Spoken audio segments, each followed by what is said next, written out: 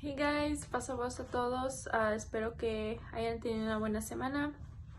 La lección de hoy es la número 10 y se llama Multiplicando el Reino. Today's lesson is number 10 and it's called Multiplying the Kingdom. The memory verse says, "As my Father has sent me, so I send you." John 20:21b. Como el Padre me envió a mí, así yo los envío a ustedes. Juan 20:21b. El objetivo de hoy es contribuir con mis acciones para que otros conozcan del amor de Dios en Cristo para que su reino se multiplique. So today, this class's objective is to contribute with my actions so that others know the love of God in Christ so that his kingdom multiplies. The pancito says, "To be faithful is to comply with what is asked of me and to do even twice as much. Putting my plans in the hands of God is not letting them fulfill themselves, but doing what corresponds to me and even more, trusting that God will guide those plans." El pancito dice, "Ser fiel es cumplir con aquello que se me pide y hacer aún el doble.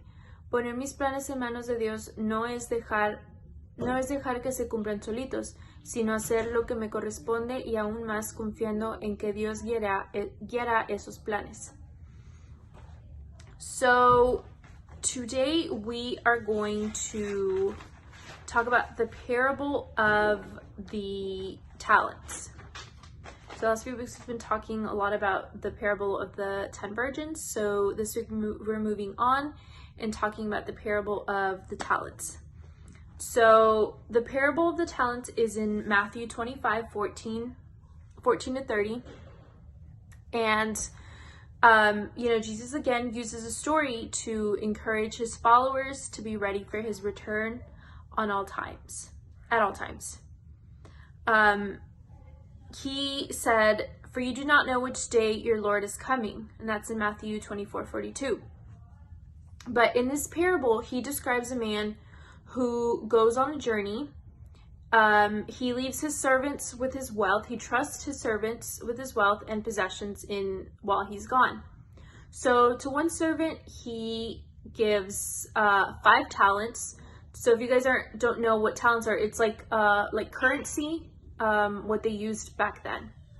It's like gold, like that was their money back then. To a second servant, he gives 2 talents, and to a third servant he gives 1 talent.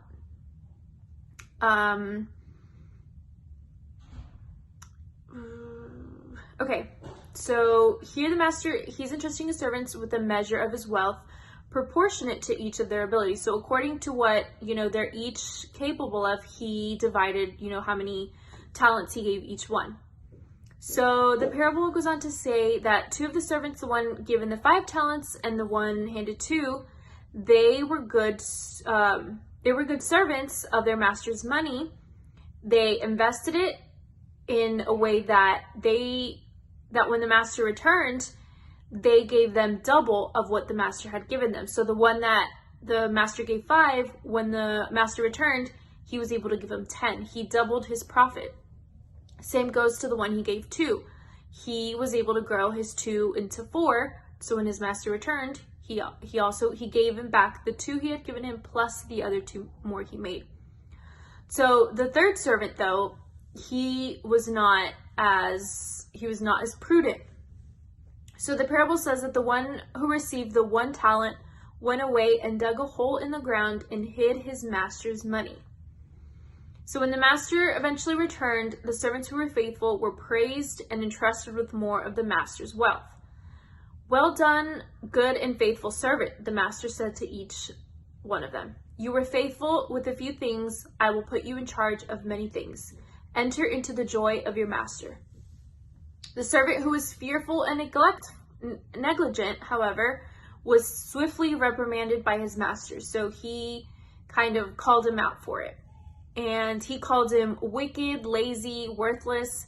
His talent was taken, and so he took away his talent and he gave it to the one with 10 talents. And he was thrown out of the master's presence. Okay, so now we're going to talk about what the parable of the talents mean? So the master in the parable is supposed to represent Jesus. The servants are the Christ followers, so are us. So similar to the parable, Jesus gives responsibility to each of his followers. So we all have a responsibility. And also, similar to the parable, the master has promised to one day return. Just like the master in the parable, we don't know when he's going to come back. But our job is to be prepared, be ready. So before Jesus ascended into heaven, he told his disciples, "If I go and prepare a place for you, I will come back and take you to be with me, so that you also may be where I am." That's in John 4. And take you to be with me, so that you also may be where I am. That's in John 14:3. But just because Jesus is not physically here, it doesn't mean that we have a freedom, to just kind of hang out and do nothing. Just like in the parable, Jesus entrusts us, his servants, with spreading the gospel, forgiving those who have maybe not been so nice to us and have wronged us, loving others, caring for his church, being an example to the world, feeding the hungry and thirsty, caring for the poor, the prisoner, and the sick, being hospitable to foreigners and outsiders. Going back to one of the activities that it was in, I'm trying to remember which lesson, where you kind of had to draw a line to the picture, to the, the act of service, that represents a Christian, going to this is part of our responsibility as Christ followers. So Jesus has made Christians participants in his ministry. So it's like, a parent when they hand, their kid their keys to a car, or, when there's like an owner, parent, he owns a company and he is trusting his child to take over the business and, grow the business and take care of it. So a wise and faithful steward will be faithful with his master's money and take care of what he's been given, because he knows the master will eventually return. They know that they're only borrowing the car or temporarily managing their master's business. But more than just protecting their master's wealth or possessions, a good steward will also find ways to grow and improve it. So for us, this can apply to their time, their money, body, and even their ability. So that's, what you decide to do with your free time. Talking about spreading the word, helping others, or if you just, if you decide to be like the servant who dug up the talent and didn't grow it, didn't do anything with it. So we kind of have to decide which servant we want to be. So in going back to the parable, the wise servants, the ones that grew their talents, they knew that their master would return, and they were motivated to grow his investment with the time and money they were given. But the other one, the one that was fearful of the master, the servant did nothing with his master's money. He was just like, okay, I'll make sure I won't lose it, but that's it. That's as far as I'll go. That's not what Jesus wants.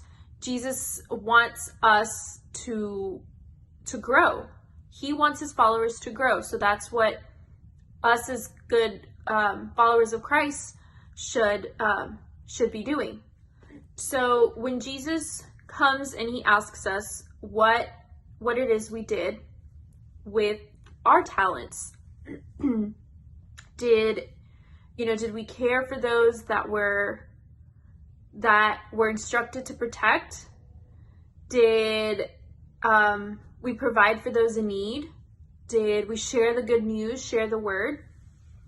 Were we faithful stewards of all God entrusted us with. So we'll have to decide what it is that we will tell Jesus when he asks us if we were good stewardess. Did we grow that investment? Did we grow the followers of Christ? Or did we bury our time, talent, and opportunity? I mean, it's going to be up to us. It's going to be up to you guys, you know, to decide what it is that you will say when the time has come. How did we spend our time? What did we do to grow the investment? Okay, so moving on to the activities. So this one is a crossword. Dice, entonces van a tener que ir a Mateo 25, 14 al 30. Es para leer la parábola de los talentos y poder responder, poder llenar cada uno de los blanks. Aquí estas son las respuestas de cada una y nomás tienen que averiguar cuál palabra va en cada parte. Ok, y la otra página dice, dibuja tus dos manos en una hoja blanca, recórtalas de tal manera que se puedan abrir y cerrar. Adentro agrega un corazón con la frase Jesús te ama y puedes confiar en él. Agrégale un dulce y regálaselo a algún amigo o amiga de tu escuela. So here is an example. And if you guys want to do this and maybe give it to somebody there at church, maybe someone who is alone or someone that not many people talk to, and you guys want to do an act of kindness, you can do that instead of handing it to someone at school.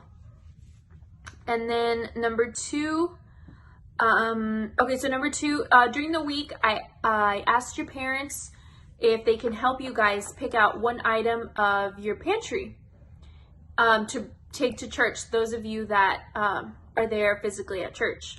So La Hermana Rocio is going to explain to you guys what you're going to do with those items that you guys took to church. And the ones that are not at church, you can either skip over it, you can just skip that activity, or if you want, you can, personally decide if you want to help out a neighbor, if you see someone in need, if you want to help them during the week maybe, then that's up to you guys. Okay. So now, moving on to the conclusion, it says, Jesús te ama, pero también confía en ti, para que des este mensaje de amor y salvación a otros y su reino se multiplique por el mundo. Y así todas y todos podemos disfrutar de ese hermoso regalo.